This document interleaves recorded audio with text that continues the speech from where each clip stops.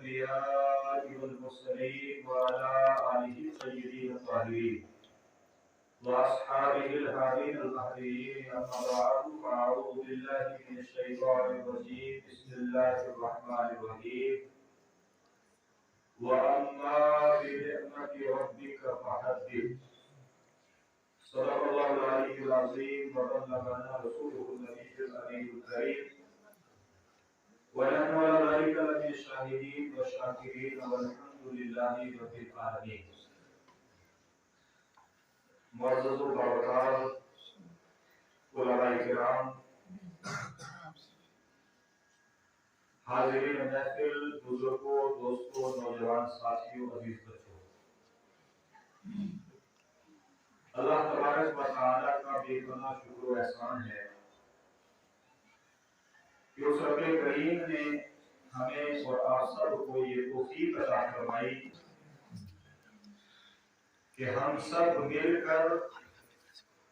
اس کے اس گھر کے اندر اس کے حبیب صلی اللہ علیہ وسلم کے نام پر ان کے میلاد کے سلسلے میں اور اس کے ان مقربین اور عاملین کی بارگاہ میں خراج تحسین پیش کرنے کے لیے حاضر ہیں۔ یقیناً اللہ کا بڑا احسان ہے اور اس کا بڑا فضل ہے، اور اتنا بڑا فضل ہے کہ اس کے فضل کی کوئی انتہا نہیں۔ قرآن مجید قرآن حمید کی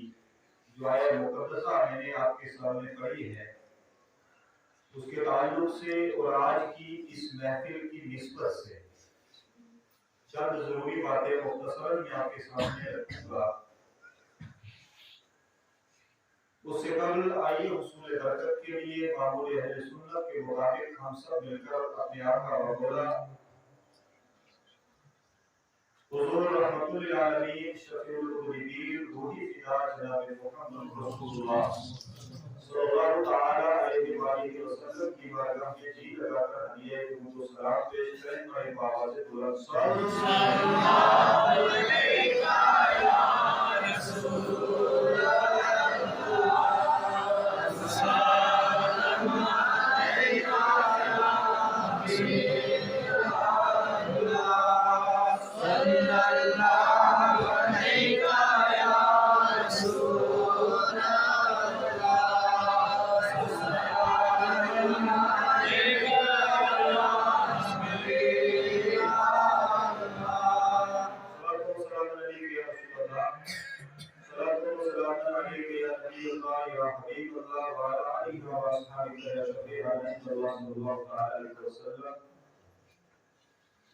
محترم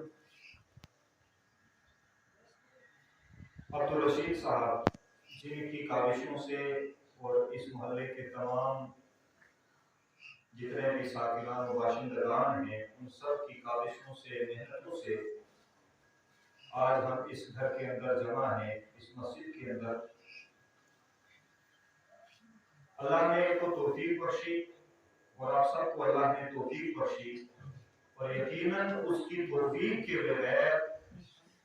کچھ بھی نہیں ہو سکتا۔ اس نے آپ کو توفیق دی، ان کو توفیق دی۔ آج یہ مسجد چند مہینوں کے اندر اللہ کے فضل سے، اس کے احسان سے، اس کی توفیق سے پایہ تکمیل تک پہنچی ہے۔ بس آپ دعا کریں کہ اللہ آپ سب کی محنتوں کو اپنی بارگاہ میں۔ یقیناً یہ قابل فخر لمحات ہوتے ہیں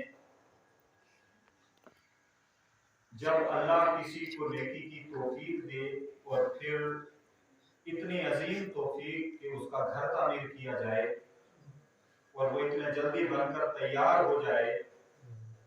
اب سب سے بڑا امتحان جو اس کے بعد شروع ہونے والا ہے، وہ امتحان یہ ہے کہ اس گھر کو ہم نے بنا لیا، پایہ تکمیل تک تمام تعمیری مراحل سے آپ گزر کر کے اب عملی طور پر آپ کا امتحان شروع ہونا ہے۔ اب اس کو آباد کرنا ہے، اور اگر آپ نے آباد کر لیا، اس کا حق ادا کر دیا، تو یقین جانیں یہ آپ کی دنیا کے لیے اور آخرت کے لیے آپ کی ضامن بند ہے۔ اور اس ماہ مقدس کے تعلق سے آپ سب جانتے ہیں کہ یہ ماہ مقدس ہمارے اور آپ کے آقا اور ساری کائنات کے داتا جناب محمد رسول اللہ صلی اللہ علیہ وسلم کی ولادت کا مہینہ ہے، جس کو ہم میلاد کا مہینہ کہتے ہیں۔ یہ ربیع الاول کا مہینہ جس کا آغاز ہو چکا ہے، اور یقیناً دنیا کے اندر جو کچھ بھی خیر آپ کو نظر آ رہی ہے،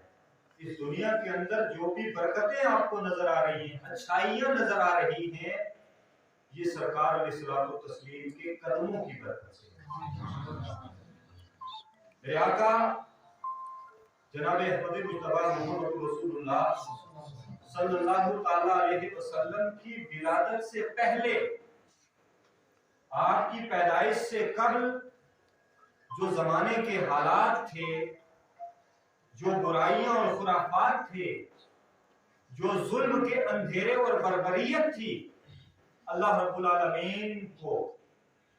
جب ان کو ختم کرنا ہوا اور خیر کی اس طرف دنیا کو لے جانا ہوا، تو اپنے محبوب صلی اللہ علیہ وسلم کو مبعوث فرمایا۔ اور یہ بڑا احسان ہے اللہ کا، اور اس بعثت محمدیہ صلی اللہ علیہ وسلم پر رب کائنات نے خود ارشاد فرمایا، لقد من اللہ علی المؤمنین اذ بعث فیہم رسولا، کہ اللہ کا بڑا فضل ہوا، اس نے بڑا احسان کیا مومنوں پر کہ ان میں اپنا پیارا محبوب بھیج دیا۔ اللہ کی بہت ساری نعمتیں ہیں، اللہ کے بہت بڑے احسانات ہیں۔ اگر ایک انسان صرف اپنے اوپر غور کر لے، اپنے جسم پر غور کر لے، اپنے جسم کے اعضاء پر غور کر لے، ایک ایک انگ کے اوپر غور کر لے، تو ایک ایک جوڑ میں ہزاروں ہزاروں نعمتیں آپ کو اللہ کی نظر آئیں۔ کتنی نعمتیں ہیں اس کی کہ جن کا ہم شمار نہیں کر سکتے، مگر اس کے باوجود اللہ نے ہمیں زندگی دی،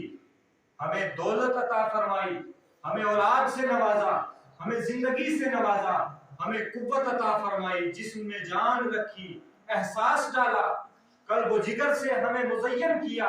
بصارت عطا فرمائی، صنعت عطا فرمائی، مگر کسی قوت کے اوپر رب کائنات نے ہزاروں نعمتیں دینے کے باوجود کہیں ہم پر احسان نہیں جتایا، مگر جب اپنا محبوب حوالے کیا، مبعوث فرمایا اس دنیا کے اندر، تو دنیا والوں کو اور مومنوں کو مخاطب کر کے ارشاد فرمایا، اے مومنوں، یہ میں نے تم پر بہت بڑا احسان کیا ہے۔ اور یقینی سی بات ہے کہ انسان جب کسی سے محبت کرتا ہے، جب ایک محب اور محبوب کا رشتہ اس سے ہوتا ہے، تو وہ ساری چیزیں اپنی دوسروں کو دے سکتا ہے، مگر اپنا محبوب نہیں دیتا۔ اور اللہ نے اپنا محبوب ہمیں عطا فرمایا۔ یہ ہماری خوش قسمتی ہے کہ ہم اس محبوب اعظم صلی اللہ علیہ وسلم کی امت میں پیدا ہوئے۔ اس سے بڑھ کر کے ہماری کوئی خوش نصیبی نہیں ہو سکتی کہ ہم سرکار کی امت ہیں اور اس محبوب اعظم کی امت ہیں کہ جو انبیاء کرام رضوان اللہ تعالی علیہم اجمعین علیہم الصلوۃ والتسلیم حضور سے پہلے تشریف لائے۔ حضرت آدم علیہ نبینا علیہ الصلوۃ والتسلیم سے لے کر حضرت عیسیٰ روح اللہ تک کم و بیش 1,24,000 پیغمبر یا 2,24,000 پیغمبران اعظام جو تشریف لائے، اکثر و بیشتر نے ان میں سے سرکار علیہ السلام کی کہ امتی ہونے کی تمنائیں کی کہ کاش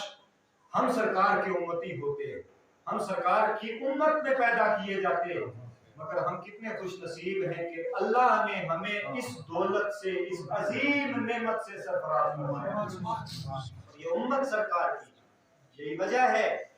کہ حضور سارے انبیاء کے سرتاج ہیں، سارے انبیاء کے امام ہیں، اور ساری کائنات میں اللہ کے بعد جو مقام، جو مرتبہ اور جس ذات کا درجہ ہے وہ سرکار علیہ الصلوۃ والتسلیم، سرکار سب سے اعلیٰ ہے۔ اسی لیے حضور کی امت ہونے کی وجہ سے سرکار کی یہ امت کیونکہ ایک نسبت ہو گئی،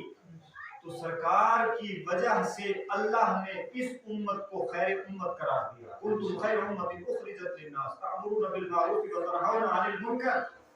اور پھر اس کی وہ صفات، اس امت کی صفتوں کا،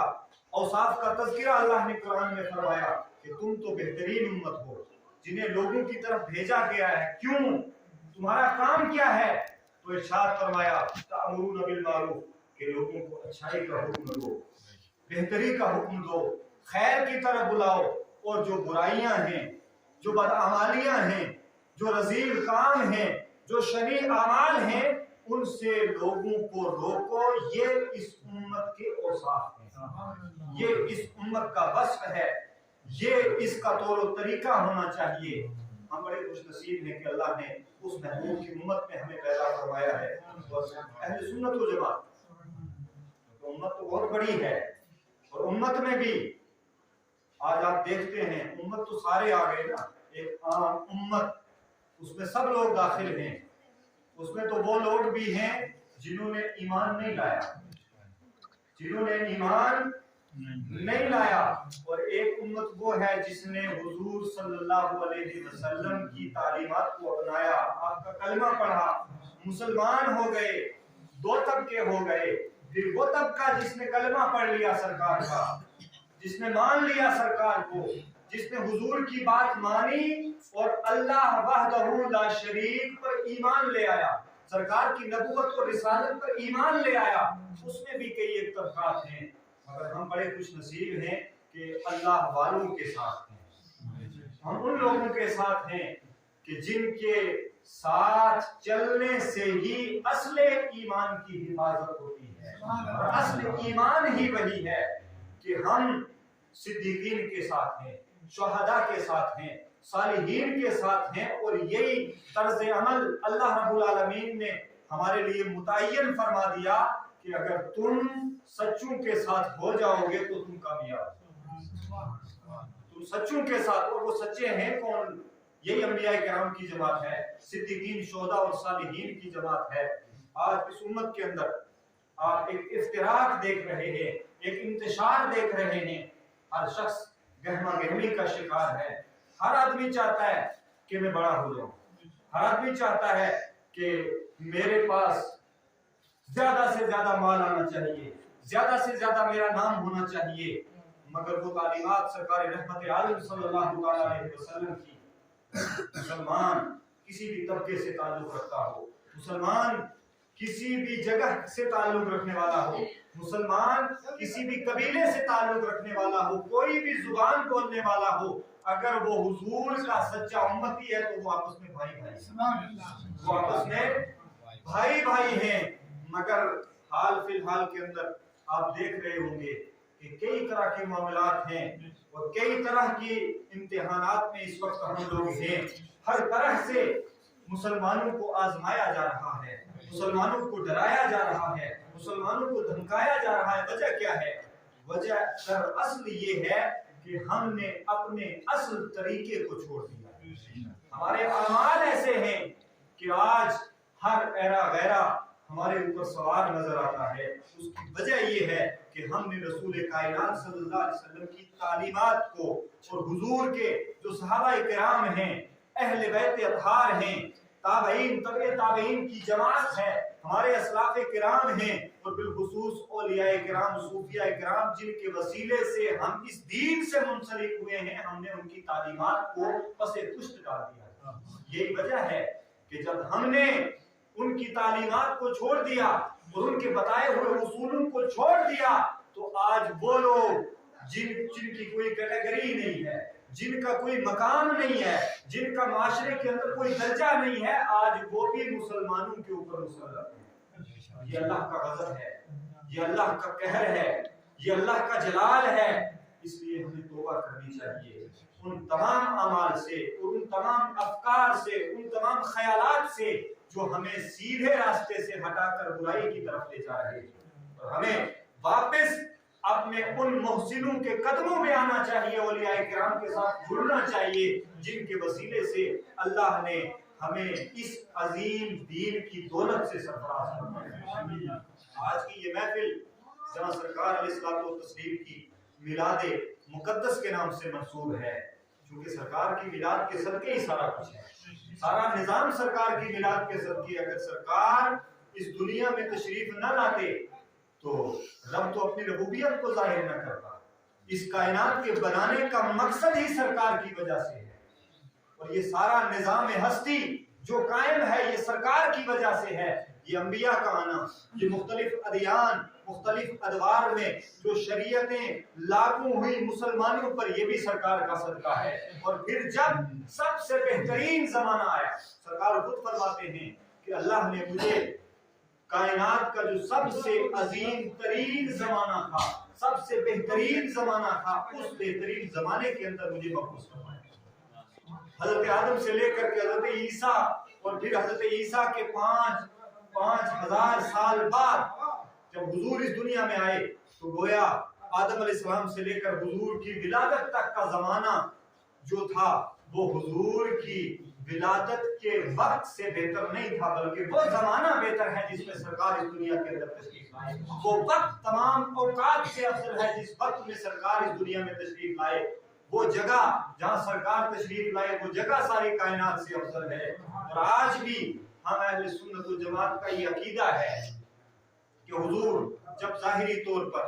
اس دنیا سے پردہ فرما گئے، جب اس دنیا سے پردہ فرمایا میرے آقا و مولا صلی اللہ علیہ وسلم نے، اور آج جس گنبد خضرا کے اندر میرے اور آپ کے آقا آرام فرما ہیں، جس قبر شریف کے اندر میرے آقا موجود ہیں، اور جہاں سے ساری کائنات کو ملاحظہ کر رہے ہیں، ساری کائنات کا مشاہدہ کر رہے ہیں، ارے سرکار تو سرکار ہیں، ہم حضرت غوث اعظم کے ماننے والے، حضرت پیران پیر کے ماننے والے، چونکہ یہ 11ویں شریف کی نسبت سے بھی آج کا پروگرام ہے، حضرت صابر پاک کلیری علیہ رحمت و رضوان کے نام سے بھی یہ پروگرام منسوب ہے، اور میلاد شریف سے بھی ہے۔ حضرت غوث اعظم کیا فرماتے ہیں، حضرت پیران پیر یہ فرماتے ہیں، حضور کی تو شان ہی بڑی عرفہ و اعلیٰ ہے، حضور کی شان ہی تو اتنی اعلیٰ ہے کہ ہمارے خیالات، ہمارا علم، ہماری فکر وہاں تک پہنچ ہی نہیں سکتی۔ آئیے غوث پاک کے پاس چلتے ہیں۔ غوث پاک کیا فرماتے ہیں؟ غوث پاک فرماتے ہیں کہ اللہ کی عطا سے اس نے مجھے اتنی طاقت عطا فرمائی ہے، اتنی قدرت عطا فرمائی ہے کہ ساری کائنات کو میں اپنی ہتھیلی پر ایسے دیکھتا ہوں جیسے رائی کا دانہ۔ یہ غوث پاک کی نگاہوں کا عالم ہے، یہ آپ کی بصائرت کا عالم ہے، اللہ کی دی ہوئی یہ قدرت جو غوث پاک کے پاس جو طاقت ہے، اللہ کی طاقت کا مظہر ہے۔ یہ تو حضور کے غلاموں کے غلام ہیں غوث پاک، اور خود سرکار رحمت عالم صلی اللہ علیہ وسلم کا کیا مقام ہوگا۔ میرے آقا ہمیں ملاحظہ فرما رہے ہیں، ہمارا عقیدہ یہ ہے کہ میرے آقا گنبد خضرا کے اندر جس زمین میں جس قبر شریف کے اندر موجود ہیں، اور جس قبر کی اس قبر کی جو مٹی میرے آقا صلی اللہ علیہ وسلم کے جسم کے ساتھ لگی ہوئی وہ مٹی ہے، وہ جگہ ہے، وہ عرش عظیم سے بھی افضل و اعلیٰ ہے۔ یہ ہمارا عقیدہ ہے، ہم اس سرکار کے امتی ہیں، اس لیے ہمیں سرکار کی تعلیمات کو اپنانا ہوگا، حضرت غوث اعظم کی تعلیمات کو اپنانا ہوگا، حضرت صابر پاک کلیری اور غریب نواز جن کے مریدوں کے مرید ہیں حضرت صابر پاک کلیری، حضرت صابر پاک کلیری، غریب نواز اور سلسلہ چشتیہ کے عظیم سلسلہ صابری کے اس قلندر کا نام ہے کہ جس نے اکیلے دم پر ہزاروں لوگوں کو دین کی تبلیغ فرما کر کے ان کو دین کے اندر داخل فرمایا۔ حضرت غوث اعظم ہو یا کوئی بھی سلسلہ ہو، چاہے سلسلہ قادریہ جو حضرت غوث پاک سے منسوب ہے، سلسلہ چشتیہ جو حضرت غریب نواز سے منسوب ہے، سلسلہ سہروردیہ ہو یا حضرت خواجہ بہاؤالدین نقشبند مشکل کشا کا سلسلہ نقشبندیہ ہو، یہ سارے سلسلے پہنچتے کہاں ہیں؟ اسی میلاد والے کے قدم سے جا کے جڑتے ہیں، اسی میلاد والے کے قدم سے جا کے جڑتے ہیں۔ کوئی مولا علی کی وساطت سے جا کے جڑتا ہے، کوئی سیدنا صدیق اکبر کی وساطت سے جا کے جڑتا ہے۔ راستے الگ ضرور ہیں مگر پہنچنا اسی کے قدموں تک ہے جس کی میلاد ہے۔ اس لیے آپ حضرت صابر پاک کلیری کے مرید ہوں، ان کے سلسلے سے جڑے ہوئے ہوں، حضرت سلطان العارفین کے سلسلے سے جڑے ہوئے ہوں، حضرت شاہ ہمدان کے سلسلے سے جڑے ہوئے ہوں، حضرت مخدوم علاء الدین، حضرت سیدنا علاء الدین صابر پاک رضی اللہ تعالیٰ عنہ کے سلسلے سے جڑے ہوں، یا حضرت مخدوم سمنانی کے سلسلے سے جڑے ہوں، کسی بھی سلسلے سے ہوں، ہم سب کا مقصد ایک ہے، ہم سب کا پہنچنے کا مقام ایک ہے، وہ محور، وہ مرکز حضور نبی رحمت صلی اللہ علیہ وسلم کی ذات ہے۔ اور یہ سارے اولیاء کرام کی تعلیمات کیا ہیں؟ انہوں نے ہمیں جو طریقہ بتایا ہے وہ ادب کا طریقہ ہے، وہ حیا کا طریقہ ہے، وہ آپسی محبت اور بھائی چارے کا طریقہ ہے۔ کیونکہ صوفیاء کرام یہ دنیا دار نہیں ہوتے، یہ دنیا دار نہیں ہے، یہ اولیاء کرام دنیا تو ان کے قدموں میں پڑی رہتی ہے، دنیا کی دولتیں تو ان کے قدموں میں پڑی رہتی ہیں، یہ ظاہری تاج اور تخت کے خواہاں نہیں ہوتے، بلکہ اولیاء کرام میں ایسی مثالیں موجود ہیں کہ جب یہ ولایت کے مقام پر فائز ہوئے تو یہ بادشاہ وقت تھے تو اپنی بادشاہت کو ٹھوکر مار کر کے ایک غار کے اندر تشریف لے جاتے ہیں، کوئی کسی علاقے کے اندر تشریف لے جاتا ہے۔ حضرت مخدوم سیدنا اشرف جہانگیر سمنانی رضی اللہ تعالیٰ عنہ، حضرت سیدنا قطب پنڈوا رضی سیدنا علاء الحق پنڈوی رحمۃ اللہ تعالیٰ علیہ کے مریدوں میں ہیں، وہ حضرت سیدنا اخی سراج الدین کے مرید ہیں، وہ حضرت نظام الدین اولیاء کے مرید ہیں، اور اسی طرح یہ بھی حضرت غریب نواز کے مریدوں میں آتے ہیں، اور سلسلہ چشتیہ کے بزرگ ہیں، سمنان کے بادشاہ ہیں، 18 سال کی عمر ہے، اور جب وہ وقت ولایت آیا، جب اللہ کی طرف سے آپ کو وہ مقام عطا ہوا، حکم ہوا، تو آپ وقت کے بادشاہ تھے، اس بادشاہت کو ٹھوکر ماری اور حکم ہوا تو وہاں سے چل کے خراسان سے، سمنان سے اچ شریف پہنچے، اچ شریف سے بنگال پہنچے، اور پھر وہاں سے کچھوچا پہنچے، اور ایک سارے زمانے کو آپ نے سیراب کیا۔ یہ اللہ والے ہوتے ہیں، ان کو دنیا کی فکر نہیں ہوتی، دنیا کی پرواہ نہیں ہوتی، یہ صرف دین کے لیے چلتے ہیں، یہ صرف راہ سلوک پر چلتے ہیں اور راہ سلوک کے ساتھ لوگوں کو جوڑتے ہیں، اور وہ لوگ جو اس دین سے کٹ جاتے ہیں ان کی نگاہوں سے اللہ ان کے دلوں کو پھر زندگی عطا فرماتا ہے۔ حضرت خضر علیہ السلام اور حضرت موسیٰ علیہ السلام کا تذکرہ قرآن کریم کے اندر موجود ہے۔ جب حضرت موسیٰ نے کسی اللہ والے سے ملنے کا اللہ کی بارگاہ میں التجا کیا، مولا میں کسی تیرے مقرب بندے سے ملنا چاہتا ہوں جو تیرا پیارا ہو، تیرا محبوب ہو، تو حضرت خضر علیہ السلام تسلیم سے ملاقات کا اللہ نے دیا کہ ان سے جا کے مل لو، اور میرا بندہ تمہیں ایسی جگہ ملے گا جہاں دو دریا آپس میں ملتے ہیں، جس کو ہم دو میل کہتے ہیں، وہ دو میل ہوگا، دو دریا وہاں ملتے ہوں گے۔ حضرت یوشع بن نون کے ساتھ حضرت خضر کے سے ملاقات کے لیے حضرت موسیٰ علیہ السلام نکلتے ہیں، اللہ کے نبی ہیں، برگزیدہ نبی ہیں، اللہ کے کلیم ہیں۔ جب ملاقات کا وقت ہوتا ہے، جہاں ملاقات ہونی تھی، رات کا وقت ہے، حضرت موسیٰ علیہ السلام سو جاتے ہیں، آنکھ لگ گئی تو حضرت یوشع بن نون نے وہ تھیلا جس کے اندر بھنی ہوئی مچھلی تھی، جب اس تھیلے کو کھولا، کھانے کے لیے مچھلی پکا کے رکھی تھی، اور پہچان یہ تھی کہ جہاں اللہ کے اس ولی سے اے موسیٰ تمہاری ملاقات ہوگی، وہاں یہ مچھلی زندہ ہو جائے گی، پکی ہوئی مچھلی زندہ ہو جائے گی۔ جب حضرت یوشع بن نون نے اس تھیلے کو کھولا تو اچانک وہ مچھلی تڑپ کر کے دریا میں چھلانگ لگا دیتی ہے، دریا میں چھلانگ لگا دیتی ہے۔ حضرت یوشع بن نون پریشان ہوئے، سوچا حضرت موسیٰ جب جاگیں گے، جب بیدار ہو جائیں گے تو ان کو میں بتاؤں گا، مگر جب صبح ہوئی تو بھول گئے۔ آگے کا آپ نے سفر شروع کیا، جب دوپہر کا وقت ہوا، بھوک لگی، کھانے کی طلب ہوئی تو حضرت موسیٰ نے کھانا طلب کیا۔ حضرت یوشع بن نون کو یاد آیا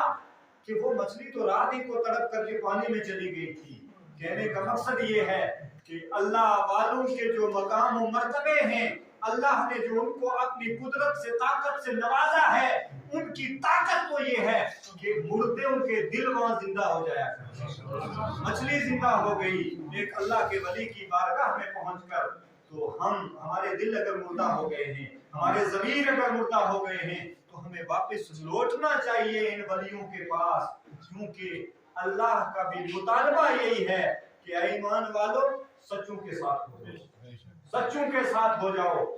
تقوی اختیار کرو۔ یا ایھا الذین آمنوا اتقوا اللہ وکونوا مع الصادقین، رب فرماتا ہے ایمان والو اللہ سے ڈرو، اور سچوں کے ساتھ ہو جاؤ. ایمان والا بھی کہہ رہا ہے رب, ایمان والوں سے رب مخاطب ہے, فرماتا ہے اے ایمان والو. تو سوال یہ پیدا ہوتا ہے, کیا ایمان کافی نہیں ہے؟ کیا تقوی کافی نہیں ہے؟ نہیں, کافی نہیں ہے. اسی لیے رب نے فرمایا تمہارے ایمان اور تمہارے تقوی کی ضمانت یہ اولیاء کرام ہیں, یہ اللہ کے مقربین ہیں, یہ سچے ہیں. تم ان کے ساتھ ہو جاؤ تو دنیا کی حوث سے بچ جاؤ گے, تم ان کے ساتھ ہو جاؤ دنیا کی طلب سے بچ جاؤ گے, تم ان کے ساتھ ہو جاؤ تم خیر کی طرف آ جاؤ گے. اور اگر تم ان سچوں کے ساتھ ہو گئے آ گئے تو تم بھی سچوں میں شمار ہو جاؤ. ظاہر ہے کہ کون ہے جو خود کو جھوٹوں کے ساتھ رکھنا چاہتا ہے؟ کوئی نہیں ہے. ظاہری طور پر تو ہر شخص چاہتا ہے کہ میں سچوں کے ساتھ ہو جاؤں, صرف کہنے سے, زبانی طور پر نہیں بلکہ عملی طور پر اولیاء کرام کی جو تعلیمات ہیں ان تعلیمات کو ہمیں اپنانا ہوگا, آپسی بھائی چارے کو ہمیں پروان چڑھانا ہوگا. اور آج کل ایک خاص جو ایک کلچر ہے ہمارے یہاں پورے خطہ پنجاب کے اندر بھی اور پورے جموں کشمیر کے اندر اس وقت ایک جو وبا ہے وہ وبا ہے پہاڑی اور گجر کے نام پر. ہم لوگوں کو لڑایا جا رہا ہے. ہم کسی بھی قبیلے سے تعلق رکھتے ہیں, کسی بھی زبان کے ہم بولنے والے ہوں, میرے دوستو ہم اسی نبی کا کلمہ پڑھنے والے ہیں, ہم حضور کے امتی ہیں. جو بھی میرے سرکار کا سچا امتی ہے وہ ہمارا بھائی ہے, وہ کسی قبیلے سے تعلق رکھتا ہو. آپ ان سیاسی لوگوں کی بیان بازیوں پر دھیان نہ دیں, ہمیں انہی لوگوں میں رہنا ہے. اگر کوئی گجر بھائی ہے ہمارا, پہاڑی بھائی ہے ہمارا, کشمیری ہے, کوئی بھی ہے, سب ہم مصطفیٰ جان رحمت کے غلام ہیں, حضور کا کلمہ پڑھتے ہیں, ہم سب ایک ہیں. ان سازشوں سے آپ دور رہیں اور اپنے ان بچوں کو بچائیں. آپ ان بچوں کے ذہنوں میں یہ وائرس نہ چلا جائے, کیونکہ آنے والا وقت ہمارے لیے مزید مشکل ہو جائے گا اگر ان چیزوں کے اندر ہم پڑ گئے. یہ امت پہلے ہی پریشان ہے, بہت سارے انتشار ہے ہمارے اندر, بہت سارے افتراق ہیں ہمارے اندر. اگر آج چونکہ ہم ایک گھر میں رہتے ہیں, ایک محلے میں رہتے ہیں, ہمارے ساتھ دوسرے کا مکان جڑا ہوا ہے, ہم کیسے ایک دوسرے کے خلاف بات کر سکتے ہیں؟ ہم کیسے کسی کے ساتھ نسلی تعصب کر سکتے ہیں؟ ہم تو مصطفیٰ کے ماننے والے ہیں. مصطفیٰ نے تو یہ تعلیم نہیں دی ہمیں کہ ہم ایک دوسرے کے قبیلے کی بات کریں, اس کے ساتھ نسلی تعصب کا برتاؤ کریں یا اس کی زبان کو لے کر کے اس پر ہم کوئی وار کریں. ہاں, کسی کو گورنمنٹ کی طرف سے کوئی حق ملتا ہے ملے, اس میں ہمیں کسی سے کوئی اختلاف نہیں ہونا چاہیے, نہ کسی گجر بھائی کو, نہ کسی کشمیری بھائی کو, نہ کسی پہاڑی بھائی کو. ہم سب ایک ہیں اور ہم سب کا یہ ایک پیغام ہونا چاہیے کہ ہم مصطفیٰ جان رحمت صلی اللہ علیہ وسلم کے امتی ہیں اور سرکار علیہ الصلوۃ والتسلیم کے نام پر ہم سب ایک ہیں اور ایک رہنا چاہیے. یہی ہماری کامیابی کی ضمانت ہے. اللہ تعالیٰ ہم سب کو اللہ تعالیٰ حضرت سیدنا غوث اعظم جیلانی رضی اللہ تعالیٰ عنہ کے صدقے میں, حضرت صابر پاک قدیری کے صدقے میں, تمام اولیاء کرام کے صدقے میں, بالخصوص حضرت سلطان العارفین, حضرت شاہ ہمدان, حضرت شیخ نور الدین نورانی اور جملہ اولیاء کشمیر جن کی وساطت سے اللہ نے ہمیں اس دین کی دولتوں سے سرفراز فرمایا ہے, ان کے صدقے میں اللہ ہماری سب کی پریشانیوں کو دور فرمائے. اللہ تعالیٰ ہم سب کی حاضری کو قبول فرمائے اور یہاں کے جتنے بھی اراکین ہیں جنہوں نے اس محفل کا انعقاد کیا ہے, جنہوں نے آج کے اس محفل میلاد کو رکھا ہے, اللہ تعالیٰ ان کی سازش کو قبول فرمائے, ان کی محنت کو قبول فرمائے, ان کے اس حصے کو اپنی بارگاہ میں قبول فرمائے. حضور رحمت عالم صلی اللہ علیہ وسلم کی رحمتوں کے طفیل اللہ ہم سب کے ماں باپ کو اور اعزا کو, اقربا کو, جتنے بھی لوگ ہمارے اس دنیا سے چلے گئے اللہ ہم سب کی مغفرت فرمائے, آمین, درجات کو بلند فرمائے, جتنے بیمار ہیں اللہ سب کو شفا عطا فرمائے. استغفر اللہ تعالی رب من کل ذنب واتوب الیہ وصلی توبہ. ایک بار کلمہ شریف کا ورد کرے, پڑھے آواز بلند لا الہ